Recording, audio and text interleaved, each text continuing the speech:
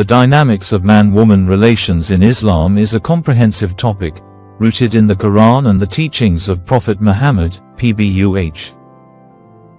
It is founded on the principles of spiritual equality, mutual respect, complementary roles, and moral responsibility. It's crucial to understand that the Islamic framework aims to create a balanced, stable, and just society by defining responsibilities and rights for both men and women. The model is one of complementarity, not competition, and partnership, not patriarchy in the oppressive sense. Here is a breakdown of the core principles and dynamics. 1. Foundational principle: spiritual equality and shared origin. Islam establishes the absolute spiritual equality of men and women from the very beginning. Same spiritual origin. O mankind, fear your Lord, who created you from one soul and created from it its mate and dispersed from both of them many men and women. Quran 4:1. This verse states that men and women are created from the same spiritual essence. One is not superior to the other. Equal religious and moral duty. Both are equally addressed by the teachings of Islam and are held to the same standards of faith, prayer, fasting, charity, and righteousness. Equal reward in the hereafter. Never will I allow to be lost the work of any of you, be they male or female. You are of one another. Quran 3:195. Both are promised the same eternal reward for their faith and good deeds. 2. The concept of complementary roles and mutual rights, Qawwama and Amp, Wilaya. This is one of the most discussed and often misunderstood aspects. Islam assigns different primary responsibilities, which are seen as complementary. The role of the man as Qawwam. The Quran states, men are Qawwamun, protectors and maintainers, of women, because Allah has given the one more strength than the other, and because they support them from their means. Quran 4:34. Misinterpretation. This is often misread as male dominance or superiority. Correct understanding. Qawwama is a responsibility and duty, not a privilege. It means men are legally and financially responsible for providing for, protecting, and maintaining their wives and families. It is a burden of responsibility, not a license for control. This role is contingent on their financial provision. The role of the woman, her primary domain is the home and family, as the manager and nurturer. This role is honored in Islam. The Prophet, peace be upon him, said, "The woman is the guardian of her husband's home and of his children and is responsible for them." However, this does not forbid her from working or seeking education.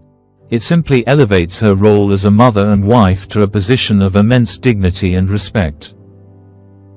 3. Dynamics in different relationships. As husband and wife, the relationship is described in the Quran as one of love and mercy. Quran 30-21. Mutual rights and obligations. Husband's duties: provide shelter, food, clothing, and financial support, unconditionally. To treat her with kindness, respect, and fairness. The Prophet, PBUH, said, "The best of you are those who are best to their wives." Wife's rights. To be maintained, treated kindly, and to have her own wealth. Islam gave women the right to own and manage property independently centuries before the West. She is not obligated to spend her money on the household. Wife's duties, often understood as managing the household and being faithful. The concept of nushuz, disobedience, rebellion, is complex and is addressed through mediation, not instant divorce or violence. Mutual duties. Intimacy is a mutual right. Consensual and loving sexual relations are highly encouraged within marriage. Be as family members, father-daughter, mother-son. Daughters, highly valued. The Prophet Muhammad, PBUH, greatly elevated the status of daughters, who were often buried alive in pre-Islamic Arabia. Raising daughters well is a guaranteed path to paradise. Mothers, given the highest respect. The Quran repeatedly emphasizes kindness to parents. A famous hadith states that paradise lies at the feet of your mother, highlighting her unparalleled status. See in society at large. Modesty, haya. Both men and women are commanded to lower their gaze and guard their modesty, Quran 24:30-31.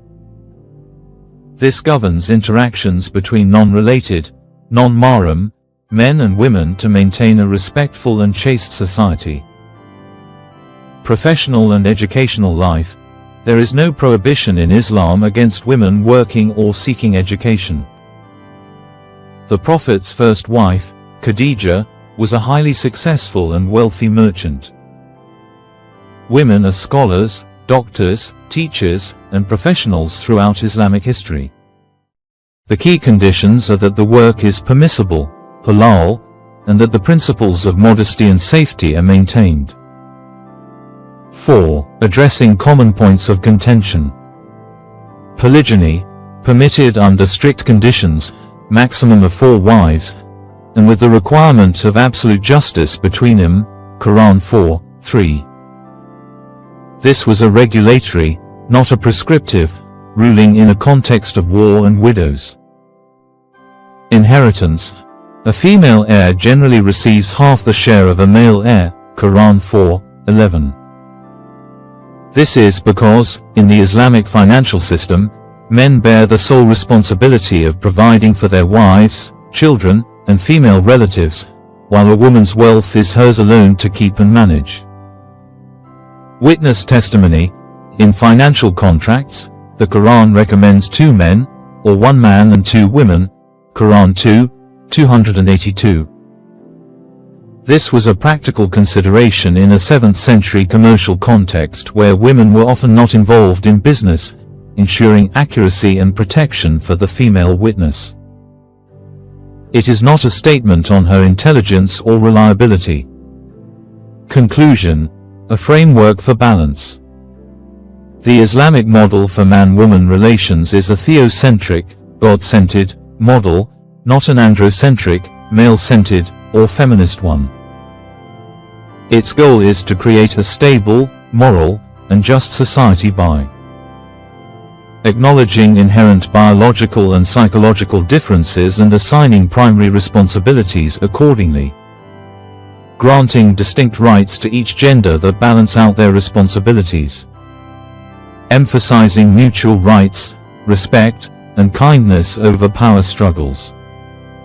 The challenge for Muslims today is to separate the divine ideals from patriarchal cultural practices that have often distorted these principles, and to embody the true spirit of partnership, mercy, and justice that Islam prescribes.